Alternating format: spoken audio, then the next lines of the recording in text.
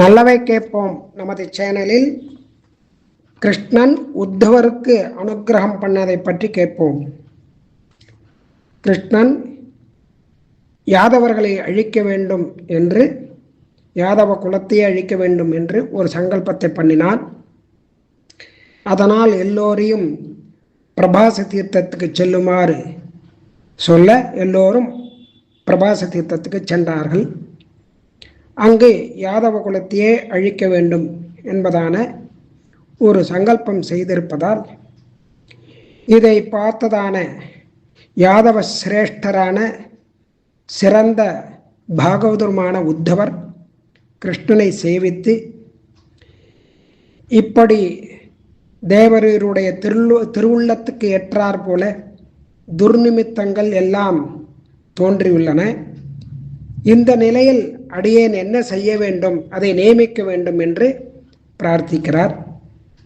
உடனே கிருஷ்ணன், உத்தவரே, கந்தமாதன பர்வதத்துக்கு சென்று அங்கே பரிசுத்தமான நரநாராயண ஸ்தானம் என்று சொல்லக்கூடியதான பத்ரிகாசிரமம் இருக்கு. இது பூமண்டலத்திலேயே மிகவும் பரிசுத்தமான இடம்.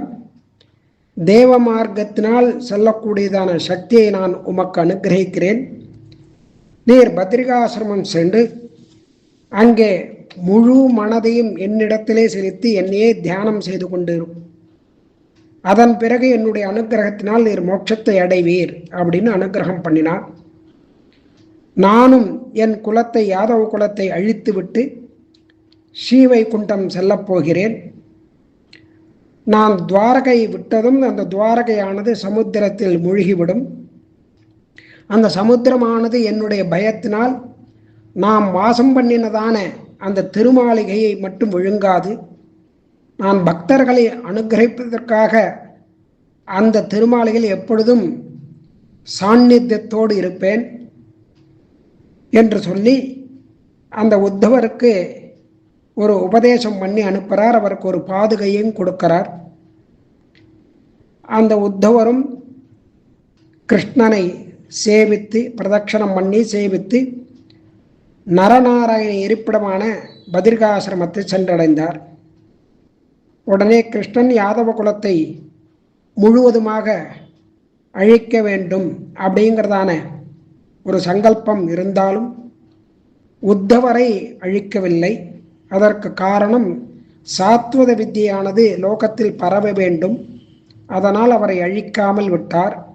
அதே போல் ராஜகுலமும் வளர வேண்டும் அப்படிங்கிறதுக்காக வஜ்ரன் அப்படிங்கிறதான ஒருவனை அழிக்காமல், அந்த வித்தியையும் வம்ச வளர்ச்சியும் வேண்டும் அப்படிங்கிறதுக்காக ரெண்டு பேரையும் அழிக்காமல் விட்டார். இப்படி கிருஷ்ணன் கூறியபடி யாதவர்கள் எல்லோரும் அந்த பிரபாச தீர்த்தத்திற்கு சென்றனர்.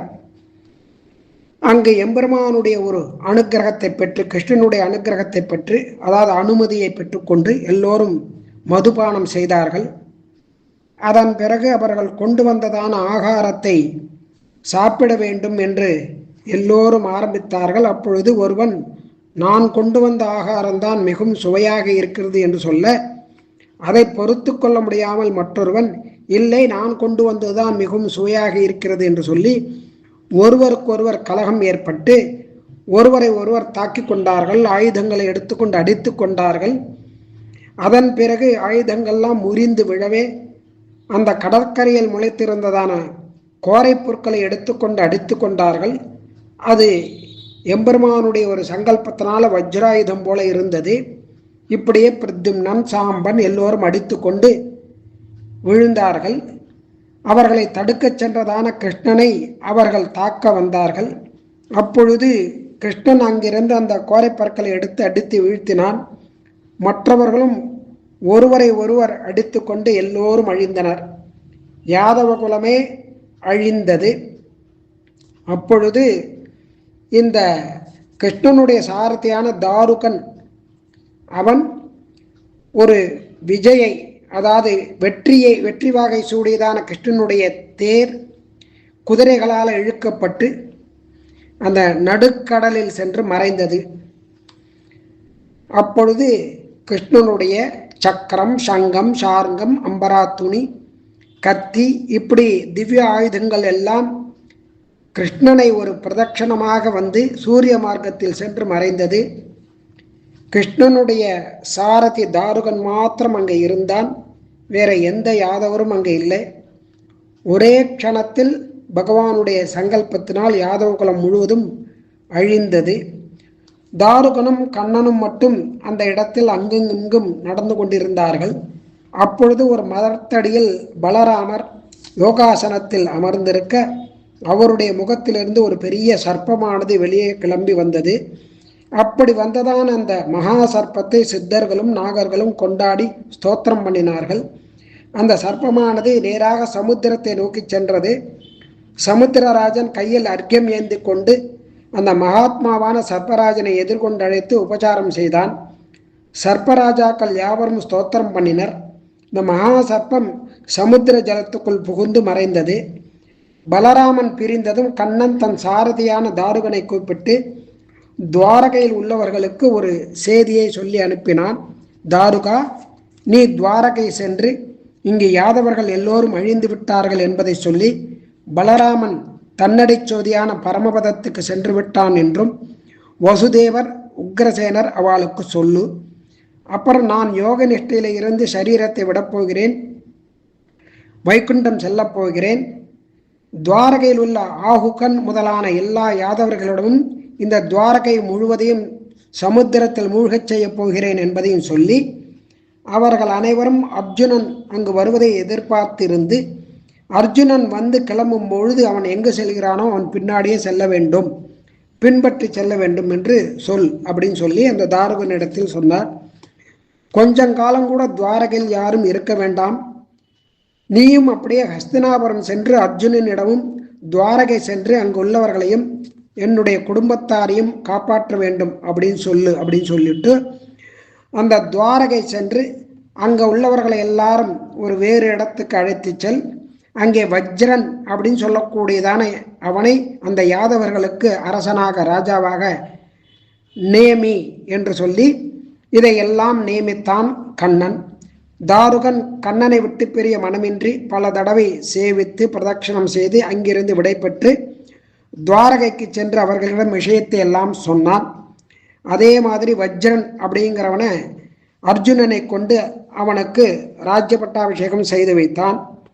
இப்படி அங்கே ஹஸ்தினாபுரம் சென்று அர்ஜுனனை அழைத்து வந்து இப்படி எல்லோருமாக அங்கே செல்ல வேண்டும் என்பதாக சொல்லி எல்லோருக்கும் இந்த விஷயத்தை எல்லாம் சொன்னான் அந்த தாருகன்.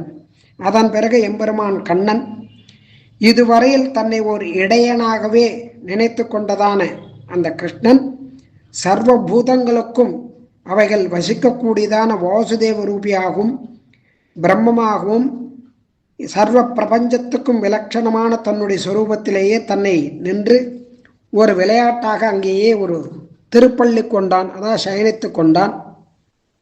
துர்வாசருடைய சாபம், துர்வாசருடைய சாபத்தினால அதை சத்தியமாக்க வேண்டும் என்று தன்னுடைய முழந்தாள் மேல் மற்றொரு திருவடியை வைத்துக்கொண்டு யோக நித்திரை செய்யலானான் கிருஷ்ணன். துர்வாசருடைய சாபம் அந்தணர்களுடைய பெருமையை சொல்லக்கூடிய இடத்தில் கிருஷ்ண பகவான் தன் குமாரனான பிரத்யும்னனுக்கு தானே அந்த துர்வாசரை பூஜித்து எப்படியெல்லாம் அவருடைய அனுகிரகத்தை பெற்றுக்கொண்டேன் என்பதை சொல்லுகிறான். வெஷ்டிம் பிராமண பூஜாயாம் ரௌக்மிணேய நிபோதமே திரிவர்கேச்ச அபவர்கேச்ச யசஸ்ரீரோகசாந்திஷு தேவதா பித்ருபூஜாசு சந்தோஷ்யாயேவ நோத்விஜாः தான் கதம் நாத்ரியேயம் வை ஈஸ்வரோஸ்மீதி புத்திரகா. அந்தணர்களை பூஜிக்க வேண்டும், அவர்களுடைய க்ஷேமத்தை நான் சொல்கிறேன் அப்படின்னு சொல்றான். ருக்மிணி புத்திரனான பிரத்யும்னா, நீ கவனமாக இந்த விஷயத்தை கேள் என்று சொல்லி கிருஷ்ணன் பிராமணர்களுடைய பெருமைகளை எல்லாம் உபதேசிக்கிறான். தர்மார்த்த காமங்களை நாம் பெற வேண்டி இருந்தாலும் மோட்சத்தை பெற வேண்டி இருந்தாலும் பிராமணர்களை சந்தோஷப்படுத்த வேண்டும், அதாவது அவர்களை ஆராதிக்க வேண்டும். தேவ பூஜைகளிலும் பித்ரு பூஜைகளிலும் அவர்களையே ஆராதிக்க வேண்டும். எல்லா நன்மைகளுக்கும் மூல காரணம் அந்த பிராமணர்களே. இப்படிப்பட்ட அந்தணர்களை ஈஸ்வரனான நான் ஈஸ்வரன் என்று இல்லாமல் நான் அவர்களை ஆராதித்தேன். அதனால ஈஸ்வரனாக இருந்தாலும் சர்வேஸ்வரனாக இருந்தாலும் பிராமணர்கள் ஆராதிக்கத்தக்கவர்கள். அதனால பிரத்யும்னா, நீயும் பிராமணர்களிடத்திலே கோபம் கொள்ளாமல் பக்தி ஸ்ரத்தையுடன் இருந்து வா. மாதே மண்ணும் மகாபாகோ பவத்தத்திர துஜான் பிரதி. அதனால பிராமணர்களிடத்துல கோபம் கொள்ளக்கூடாது, அவர்களை பூஜிக்க வேண்டும்னு உபதேசம் பண்ணினான் கிருஷ்ணன். துர்வாச முனிவரிடத்தில் தான் எப்படி நடந்து கொண்டேன் அப்படிங்கிறத விரிவாக அந்த பிரத்யும்னனுக்கு உபதேசம் பண்ணுகிறான். மற்றவை நாளை கேட்போம்.